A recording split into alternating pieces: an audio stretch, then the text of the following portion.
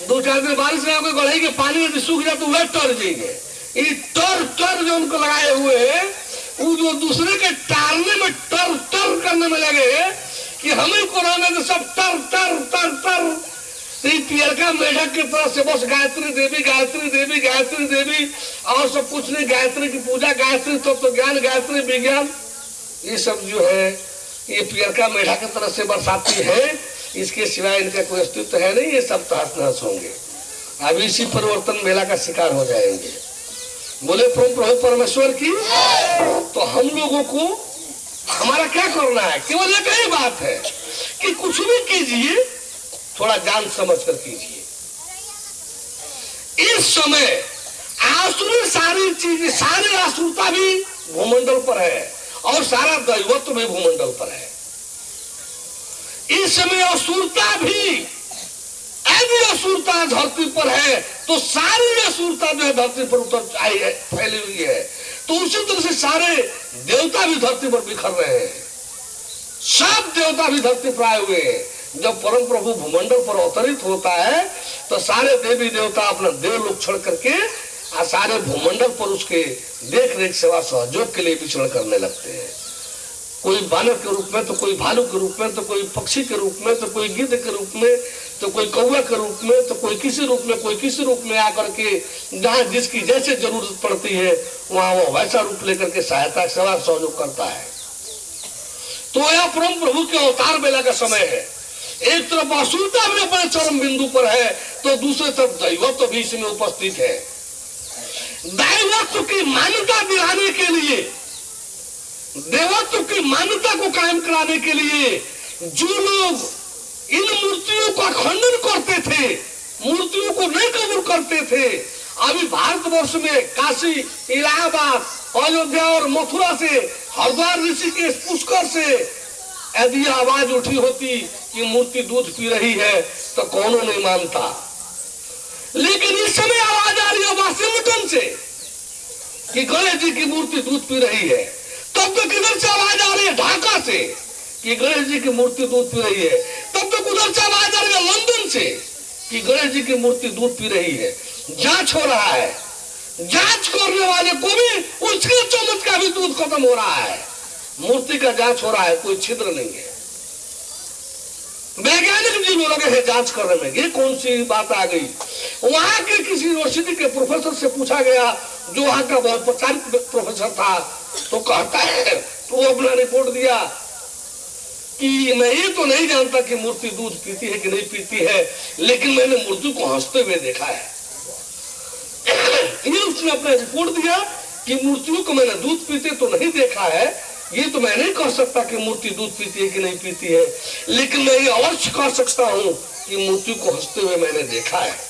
तो जो मूर्ति हंसते हुए जब हंसेगी तो दूध नहीं पिलेगी। जब जो हंसने वाली बात सही है तो दूध पीने वाला तो स्वाभाविक उसमें अंडरस्टूड है, उसमें समाहित है।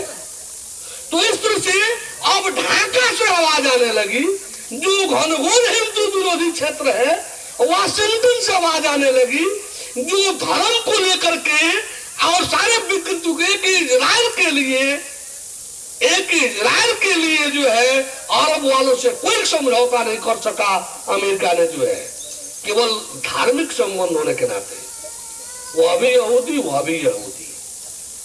तो इन रक्षा में, इजराइलियों की रक्षा में कभी उसने कोई कांटेक्ट नहीं किया इजराइल के खिलाफ। तो उस वाशिंगटन से, उसके राजधानी से आ रहा है गणेश जी दूध पी रहे हैं। हाई साइयत का केंद्र जो है ब्रिटेन, लंदन से आवाज आ रही है गणेश जी दूध पी रहे हैं। यहाँ के जसपाल जो है वैज्ञानिक है, अभी सूर्यग्रहण में उसी का आ रहा था सब है, टीवी पर जो है मुख्य वक्ता वही था, जसपाल। ये जो है क्या कहा जाए, शैतान कहा जाए, असुर कहा जाए, विज्ञान के नक्शे में धूत जो है, ये कह रहा है भ्रम है, भ्रम हो सकता है, मत भ्रम हो सकता है, इसको जाकर जांच करना चाहिए। वहां जांच हो रहा है, सही है। आई यहाँ से बोला है, भारतीय है ना, घर के मुर्गी साग, वही कहा जाता है कि घर के मुर्गी साग बरोबर, आने घर का जोगी जोगड़ा, आने गांव का सिद्ध। तो ये जो कहावत मुहावरा बना हुआ है, इस हिंदू संस्कृति का है ना, इसको शौक हो रहा है नहीं करने में, जबकि वहां जांच हो रहा है। उस रिपोर्ट में सरकारी वहां का पत्रकार आया था जांच करने के लिए, वो भी चम्मच में दूध लिया, उसके चम्मच का भी दूध गणेश जी के सामने जाते जाते गायब हो गया। कहा कि ये भी दूध हमारा, उस जांच का रिपोर्ट हुआ, जांच हो रहा है उसके रिपोर्टिंग का। आई जो है यहाँ से बोलना शुरू कर दे सब चाटुकारिता में, यहाँ से रिपोर्ट दे रहे हैं सब। बोले परम प्रभु परमेश्वर की।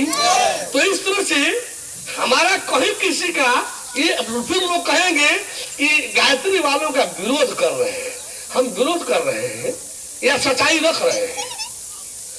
गायत्री जो कोई देवी नहीं है, उसको हम कहें कि देवी नहीं है। मंत्र देव का है, देव मंत्र है, मंत्र का अविष्ट देव है, ब्रह्म है, ओम है। तो ओम मंत्र है, देव मंत्र है, ब्रह्म मंत्र है। हम मंत्र की कहां निंदा शिकायत कर रहे हैं? मंत्र अपने आप में सही है, मंत्र है। हमारा तो ये मतलब है कि मंत्र का अभिष्ट देवी नहीं है, देव है। मंत्र स्त्री प्रधान नहीं है, ये पुल्लिंग प्रधान है। स्त्रीलिंग प्रधान नहीं है, पुल्लिंग प्रधान है। ये मंत्र देव प्रधान है। स्पष्टता शब्द देवस्य है। यह भी नहीं कहा जा सकता है कि ज्योतिर्मय देव न स्त्रीलिंग होता है न पुल्लिंग होता है। उभयलिंगी शब्दों की कमी नहीं है संस्कृत भाषा में। उभयलिंग कॉमन जेंडर का शब्द प्रयोग करने में कमी नहीं है।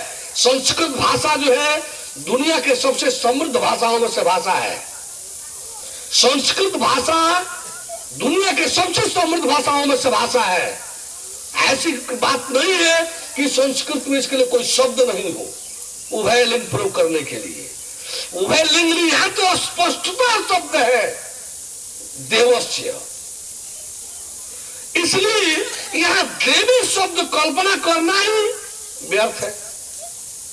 हमारा बार बार यह कहीं मतलब है कि आप जिस गुरु से जो कुछ पाइए, जो भी आप जानकारी रखते हैं, अपने कदम को आगे बढ़ाने में थोड़ा सावधानी बरतिए, जान समझ करके रखिए, ताकि कहीं आप धोखा न खा जाए। अपने कदम को जब भी आगे रखिए, जान समझ करके रखिए, जान समझ करके रखिए, सूझबूझ के साथ रखिए, ताकि कहीं आपको धोखा न हो जाए।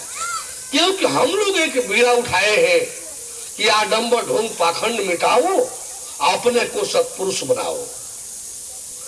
हम लोगों का एक नारा है कि आडंबर ढोंग पाखंड मिटाओ, अपने को सत्पुरुष बनाओ। अब इसी नारा के क्रियान्वयन में जो है हम लोग इस सच्चाई को रख रहे हैं कि आप अपने को सत्पुरुष बनाइए। अर्थात हर जानकारी को भी सत्य से जोड़िए, अपने जीवन को सत्य से जोड़िए, भीतर बाहर ऊपर नीचे आगे पीछे सत्य प्रधान होइए, ताकि सत्पुरुष कहलाने लगिए। जो जानकारी है सत्य है, कदम बढ़ाइए, आगे बढ़िए, कोई बात नहीं। आडंबर ढोंग पाखंड से थोड़ा सावधान रहिए, क्योंकि सभी असुर वर्ग भी इसमें आया हुआ है, सभी देव वर्ग भी आया हुआ है। कपटी मुनियों की भी कमी नहीं है, काल देवियों की भी कमी नहीं है। अपहरण करने वाले रावण जैसे, सीता का अपहरण करने जैसे रावण जैसे साधुओं की भी कमी नहीं है। आप जो है साधु महात्मा स्वीकार करें, ग्रहण करना अनिवार्य है, संतों का साथ करना अनिवार्य है अपने उद्धार के लिए, अपने सुधार के लिए, लेकिन थोड़ी सावधानी भी अनिवार्य है।